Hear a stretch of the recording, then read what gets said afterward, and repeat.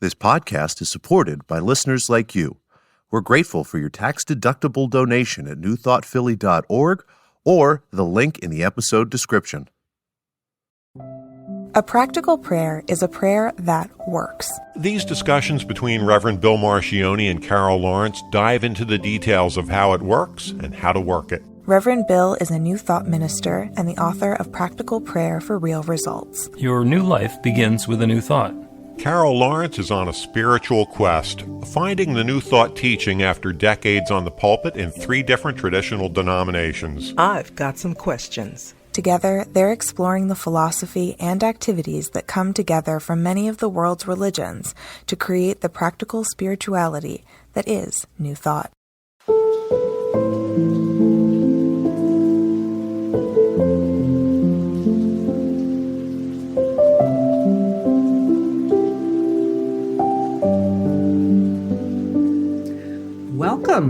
Welcome, right? Practical Prayer Podcast. We doing the welcome? We still back? We in the back? No, this is the real second. live actual episode number 112 of the Practical Prayer Podcast. Oh, okay. So listen, I got hung up because I got some candy stuck in my tooth and I thought, no, I can't do this. So listen, welcome to the Practical Prayer Podcast. She's Carol Lawrence. I'm Carol and this is Reverend Bill Marcioni, and today has gotten off to a wonderful start. If we can start a podcast episode by laughing, it's gonna go from there. And we have a whimsical little topic to talk about today, which is the Big Bang. And you were mentioning earlier that sometimes when I'm doing a practical prayer, I will talk about Genesis and the Big Bang sort of in the same sentence and making them be equivalent.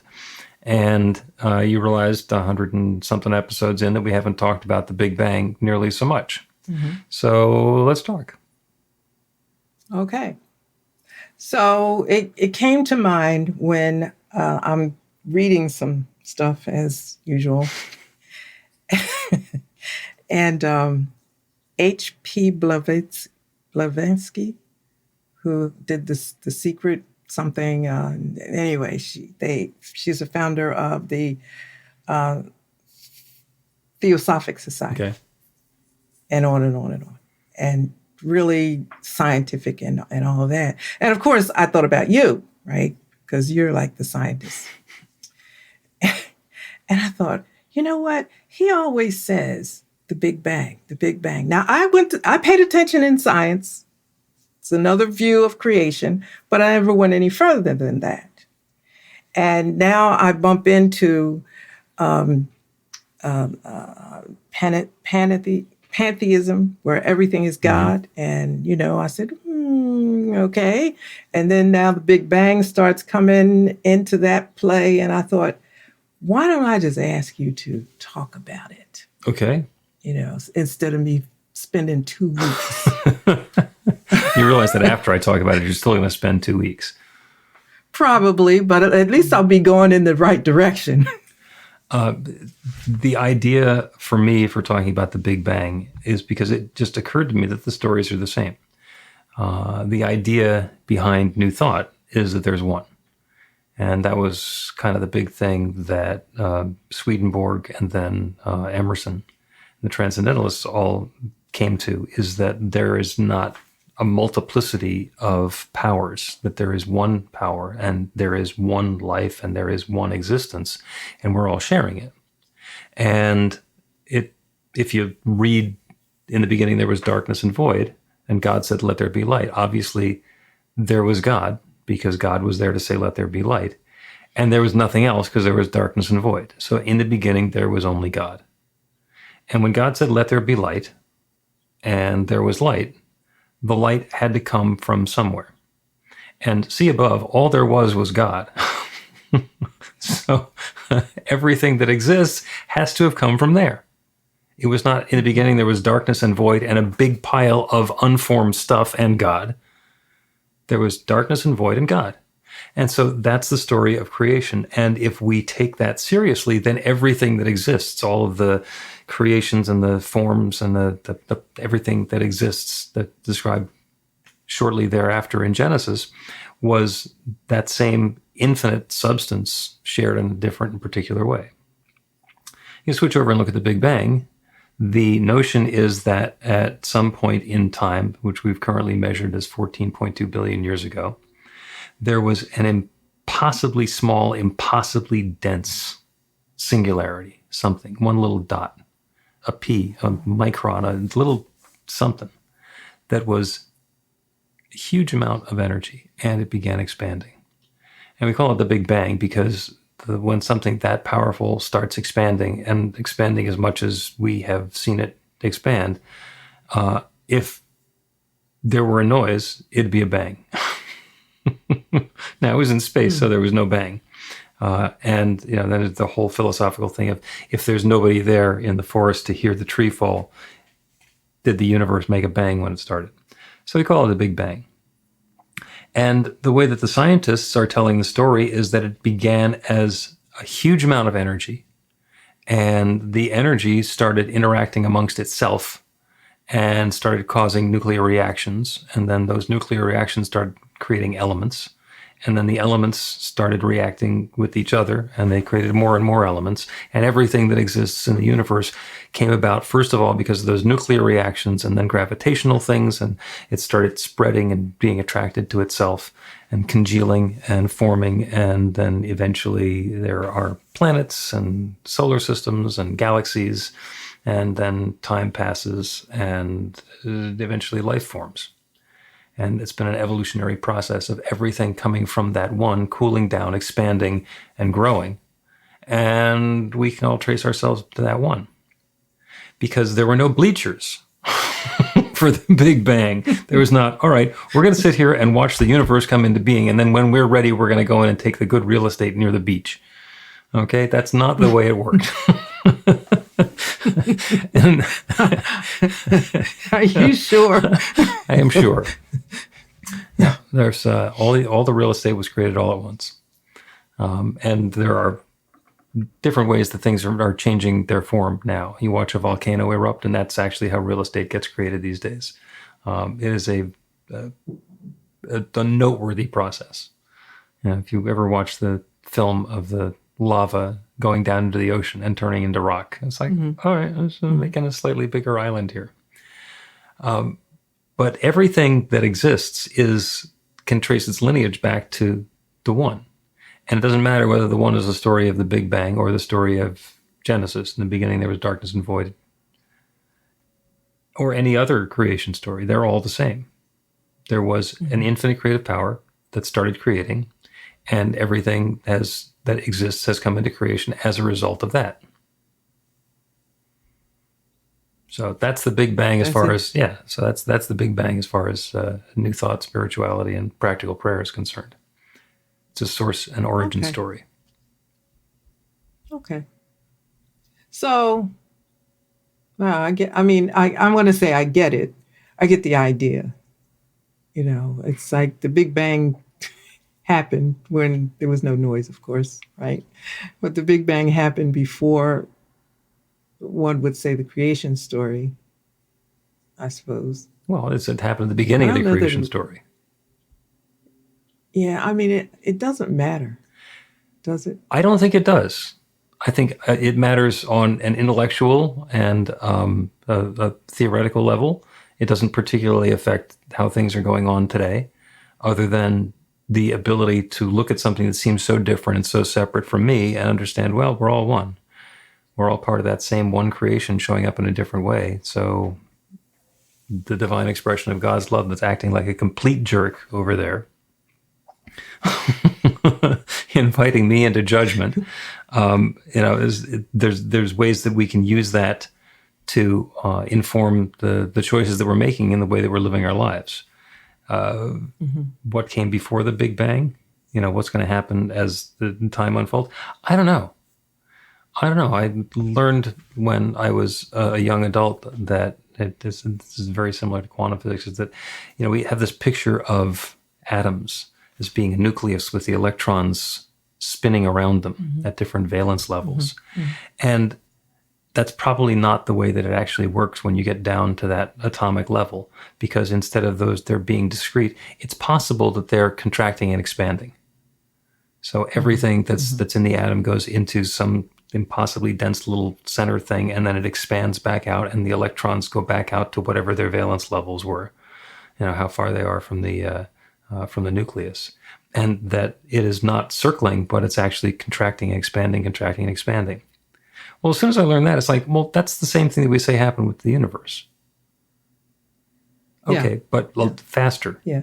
So is it possible that we have been one atom expanding for 14.2 billion years, and eventually we're going to get done, and then we're going to contract again, and then it's going to happen again, and there's not just one atom? None of my business. Yeah, because it doesn't matter. No, it doesn't matter. I mean, it's nice to know. It is. And I always used to start with trying to understand or reconcile the Big Bang with the creation story. So I would start there, and I said, this is how I understand the Big Bang happened, and this is how, But what started to make sense or help it make sense for me is starting with me and going backwards. Mm-hmm. And it wasn't a conscious decision that I thought, well, let me start with me and go back. You tried everything else, and you wound up saying, well, let's try this one. It didn't. It's like certain things, I guess, in my world demanded my attention or my thoughts at that time. And I remember things just seeming to be just completely, totally freaking out of order. Like nothing was going right. Not just in my world, but in the world, period. Now, it depends on what you're looking at, of course. And I guess I was in a space at that time, and I thought, there's nothing going right. But then I'm thinking of God created this on this day, this on this day, this on this day. That's an orderly process. So God must be an orderly entity. Mm-hmm. So, and then I started tracking back like that. And then I would track back other attributes that seemed to just lead to God, and including other things as I'm going back. I'm picking up things outside of myself that must be in an orderly fashion or an orderly existence in order for it to exist and move forward progressively and be what it is supposed to be. So God is a God of order. And I thought, okay, that's a roundabout way of understanding something, but that makes sense. And then the Big Bang comes. And so, the idea is like there was this Big Bang and everything just went crazy and flew all over the place. And I thought, I don't think so. I think it was an order to that chaos, or that chaos came into some sense of order, because there's only God. There's just only God. And I don't know when God started or when, I just know that, that's all there is in the beginning. And then, of course, I'm driving along one time and needed to say a prayer, and I heard myself saying, God expressing God's self in God's own particular way. Does that sound familiar? Mm-hmm. I've heard that sort of thing before. I thought, okay. But it wasn't the words, because I refuse to say the words until they emanate from within, right? Yeah, and that's a good thing. And they just came, and they just came, and I thought, okay, it all fits. But once, and so the Big Bang finds its way all the way to where we are now, 2023, in how we treat each other, see each other, and so forth. Because if everything is God, expressing God's self in all different kinds of creative and wonderful and unimaginable ways, then we sort of have to watch our step with each other, wouldn't you think? We don't have to, but it certainly would be advisable. It helps. Okay. Well, okay, so the scripture that we were talking about in Proverbs. And for folks who are listening to the podcast, the scripture that we're talking about, I was complaining that some scripture has an asterisk. Because the fundamentalists who tell me that every word in the Bible is the literal word of God, and you read in Proverbs 23:33, which is, "Thine eyes shall behold strange women, and thine heart shall utter perverse things."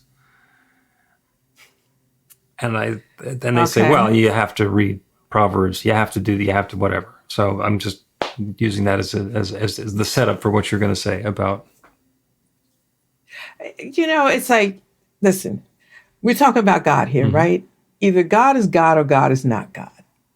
Pretty clear cut as far as I'm concerned. Okay, so what is God? What do you think about God? And all of that.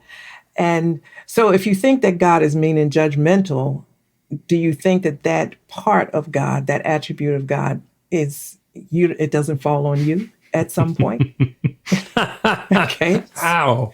Oh, I love that. So, yeah. So, I mean, but that's the real. You don't get to stand on the side and say, God does this, and God doesn't like this, and this.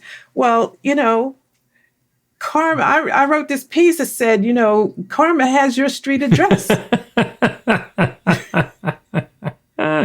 It's like, what side of the street you on? So, but it demands that we look at things differently. And in the pre-show, I said that I had, and I'm glad this came up, I said I threw away the Bible because, I was like really pissed off with the judgmental stuff and blah, blah, blah. And I said to you, I picked it back up, and I want to make sure that people don't think that I picked it up because I was so brilliant and that I was so righteous and let me go back and get this Bible. No, I read other sacred texts and I heard the Bible there. I heard, and then I started, well, which one came first? And after a while, researching dates and making timelines and comparing sacred texts and finding so much, what I thought, y'all ought to stop all this. Just stop all this. The Bible is reflective of every other sacred text. You're just making this thing ugly. Yeah. Well, interestingly, the New Testament was written after the Old Testament, and there's a fair amount of stuff in the New Testament which is either paraphrasing or just repeating stuff that was in the Old Testament, which doesn't make it any more true. It simply means that they read the book and they believed it then. Okay. Mm-hmm. Not nearly as big of a deal as we thought. So we're going to take a break, and we're going to, when we return from the break, we are going to address the issue of how scientists know that the universe is 14.2 billion years old.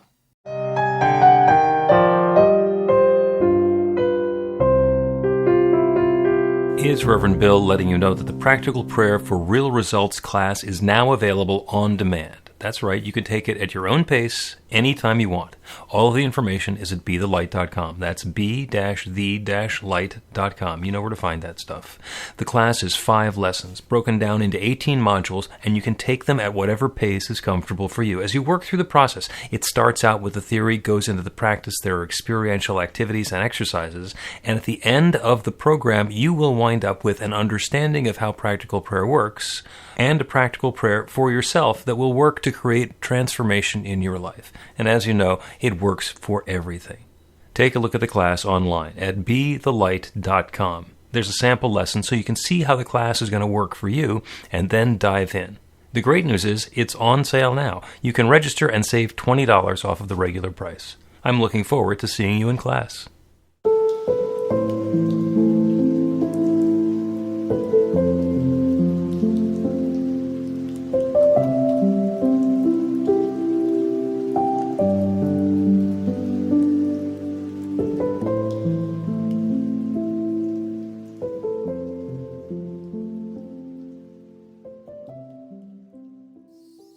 Welcome back to the Practical Prayer Podcast. I'm Carol, here with Reverend Dr. Bill Having a Marshall. wonderful discussion about the Big Bang and the Old Testament, and even some New Testament in there. And provocatively, before the break, I said that we're going to explain why the universe is apparently 14.2 billion light years across. And it's one of those closed self-referential loops. It's because when we observe everything that we can possibly see in the universe, the oldest thing that we can see is 14.2 billion light years away. And that is the time that it takes for light to travel 14.2 billion light years. So it's the fact that we're measuring it with light. So if we have the assumption that all there is light and there's nothing that can possibly go faster than light, then the fact that we can only see something that's that far away means that's how long it's been going, which is a huge assumption. Quantum physics through quantum entanglement tells us that it is possible for things to happen simultaneously at one end of the universe and the other. Simultaneously, not with communication or some sort of messaging between them, but because there's actually connection from hither to yon. Now, we don't know how to do it yet on a grand scale, but once we get past that pesky theory of relativity that Einstein had, which is E equals mc squared, which is what sets the c as the constant, that's the speed of light, 186,000 miles per second, that nothing can go faster than that. As soon as we realize that, yes, that's true in the physical world that we're examining and measuring things in, nothing can go faster than that, but there's a lot more to it than that, and things aren't limited by that speed, in which case the size of the universe can either be incredibly much larger or incredibly much smaller. And again, it doesn't make any difference, because if we're measuring the universe in Earths and how far something is from Earth, then we've got one Earth that's here, and the next closest one is a long ways away, and the next usable one is way far away. So if we're using our local measuring tools, it doesn't matter. It's interesting to think about. But on a day-to-day basis, like when you're making your grocery list, it doesn't matter. Elon Musk doesn't want to hear you say That it doesn't matter? That it doesn't matter. He wants it to matter. Well, okay, thank you, Elon, it matters. But not because it matters, it's because it's important. And I think these are very important things to understand and to learn about. And the more that we know about how the universe works, the better able we are to participate in its working in a way that's going to be helpful and productive for us and for others and for the rest of the universe. You know, I'd be curious to know what other people think about that. So you could put it in the chat if you like. Hi, Wayne. So let's see what you put there. Yeah, I'd be curious to know that, because I'm curious about things, of course. And when you explain it, I'm really listening, and the universe gets bigger and bigger and bigger. And so somebody might say, so what, right? I'm not going to be out there, but it's not a so what to me. Like it's fascinating, because when I discovered modal panentheism, where everything is in God, you know, all possible universes, that word possible caught my attention and fascinated me to know it. That all possible universes. And that answered a question for me, that there were things that I wondered where they went. And, you know, we could say that for another talk, but, you know, I wanted to know what happened to a lot of beautiful things. Where did they go? And that theory of panentheism, modal panentheism, said that all possible universes, and they were not stuck to physical universes. I said, that makes sense. So the bigger God is, the more proof of God's self there is for me. Because now I know that there is a place, I may not be able to put my finger on it, but there's a place that answers the questions that I have about certain things. Now, this is 2023. We have no idea what the heck I'm going to ask next year. Nope. But as the concept of God expands, and the Big Bang and measuring things with light and all of that participates or responds to that, there's those answers to questions like I have and other people who ask irrelevant questions will find the answer. You'll find a rest in that. Like it doesn't just go somewhere. There is something. There's a something. And you talked about it when you said you can measure light to a certain degree, but you don't know if that's all there is, right? Is that right? Okay. So that's kind of good because I'm cool with this right now, but tomorrow I may have a question that doesn't fit into that measurement. And you're telling me that there's more, and I'm saying cool. Yeah, I definitely think that there's more. Interestingly, in the history of technology, there's some great lessons. Like everybody knows about Kitty Hawk and Orville and Wilbur Wright and inventing the airplane. And most people think that it was a breakthrough in understanding of aerodynamics that let them create this heavier than air flight. And the key thing was much more mundane than that. The reason that powered flight had not been possible before was because the engines were too heavy. It's not possible for a steam engine to run an airplane because it's too heavy. It's got all the steam and all the whole way that works. But as soon as there was an internal combustion engine that was much lighter, well, that'll go. Now we put that on a plane, attach a propeller to it, and away we go. So it was a technological breakthrough in the engine that made flight possible. And Orville and Wilbur figured it out. But if they'd figured it out 50 years earlier and there were no engines, still couldn't have done anything. Mm-hmm. Mm-hmm.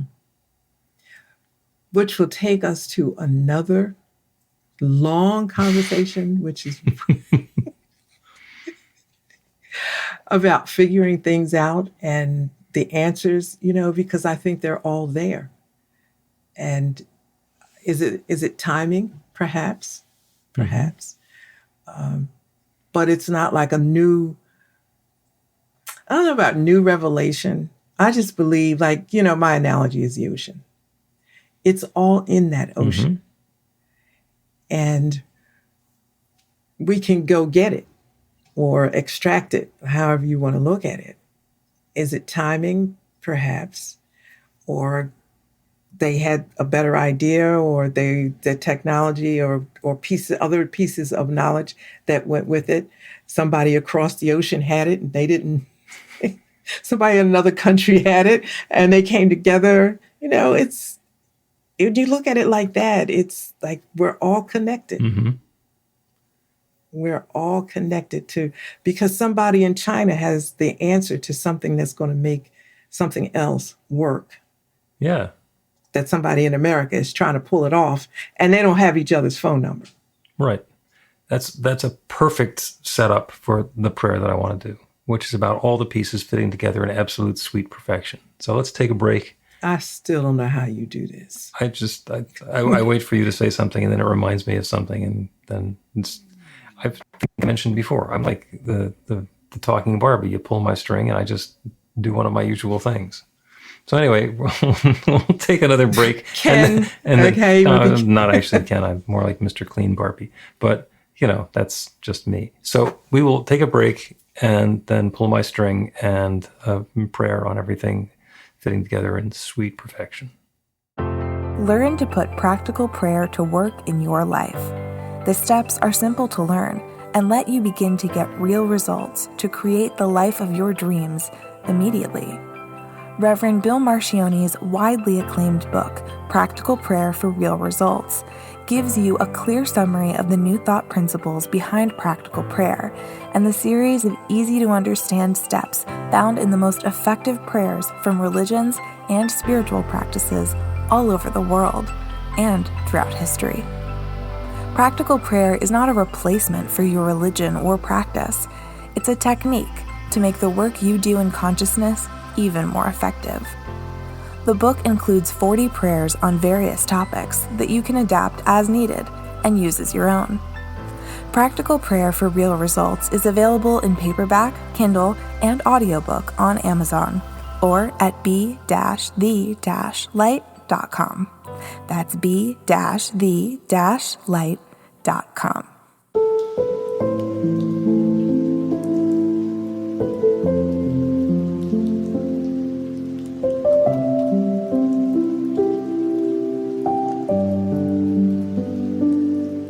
Welcome back to the Practical Prayer Podcast. I'm Carol, here with Reverend Dr. Bill Marcioni. Amazing conversation. This has been wonderful.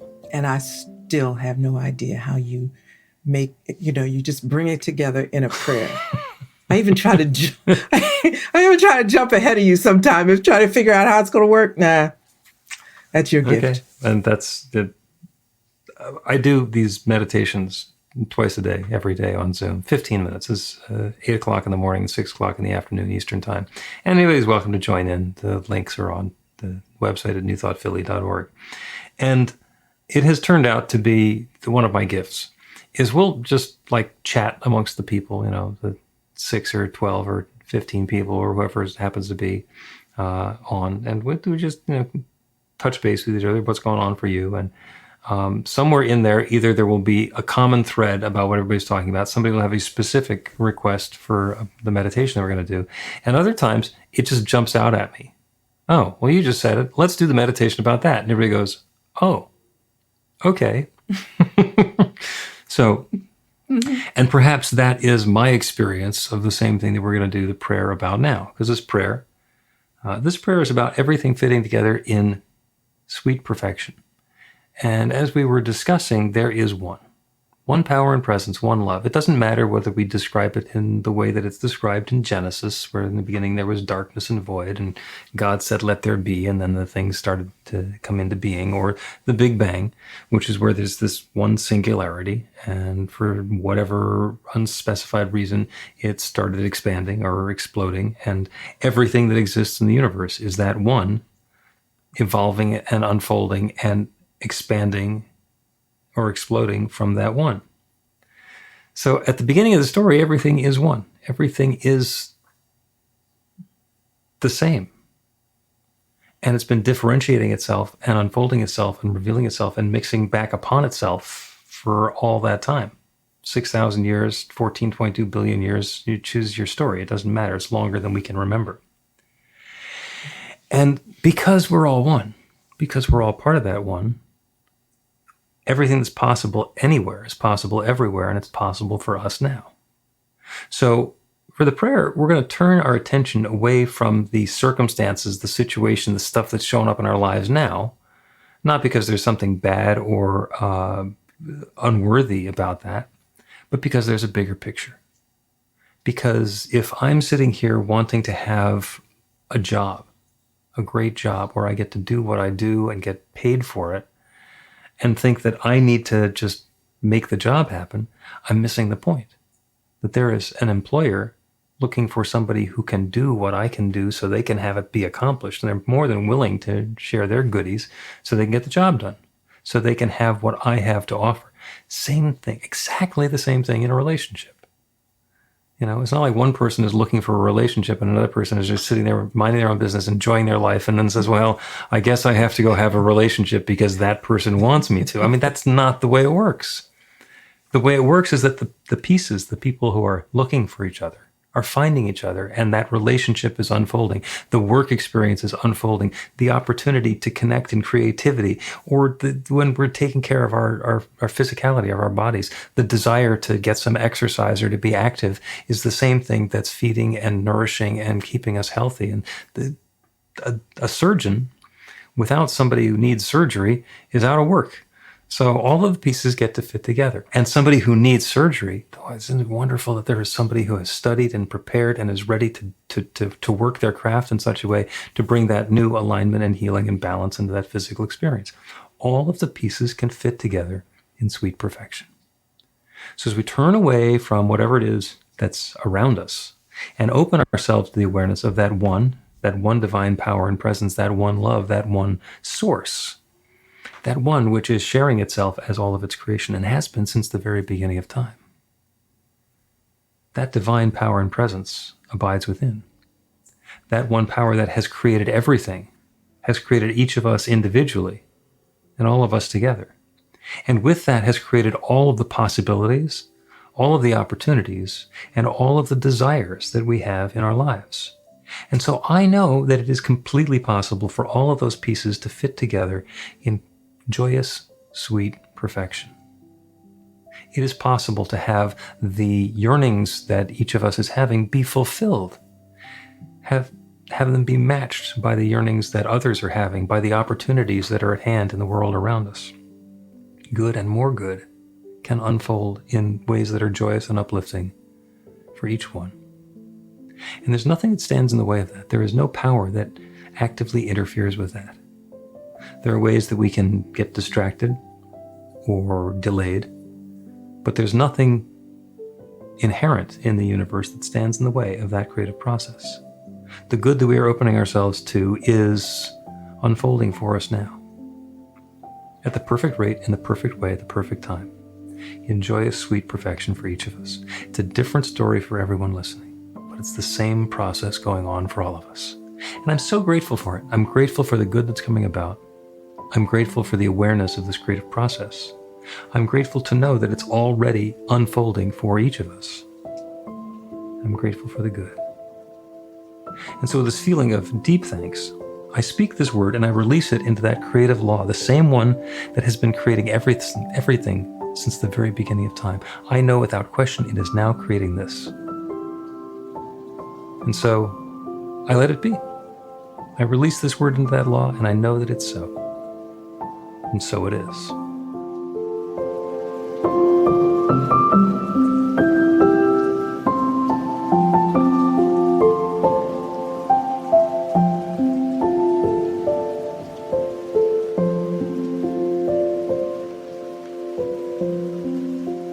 The Practical Prayer Podcast with Reverend Bill Marcioni and Carol Lawrence is a production of BeTheLight.com. be-the-light.com, where you can find more information about practical prayer for real results. Our theme is by Music of Wisdom.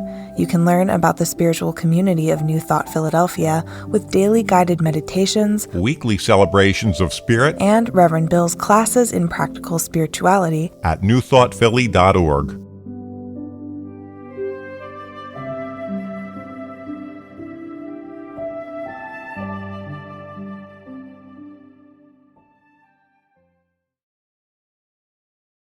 This podcast is supported by listeners like you. We're grateful for your tax-deductible donation at newthoughtphilly.org or the link in the episode description.